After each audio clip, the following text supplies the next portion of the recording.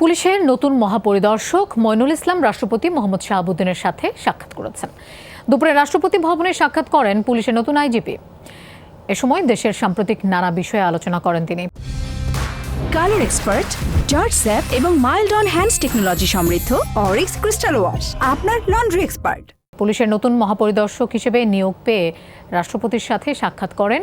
মঙ্গলবার রাতে রাষ্ট্রপতির আদেশক্রমে স্বরাষ্ট্র মন্ত্রণালয়ের জননিরাপত্তা বিভাগ এক প্রেস বিজ্ঞপ্তিতে এই তথ্য জানান। মইনুল ইসলাম এর আগে সুপার নিউমারি অতিরিক্ত পুলিশ মহাপরিদর্শক পদে ট্রাফিক অ্যান্ড ড্রাইভিং স্কুলের কমান্ড্যান্ট হিসেবে দায়িত্ব পালন করছিলেন। তিনি 12তম ব্যাচের কর্মকর্তা।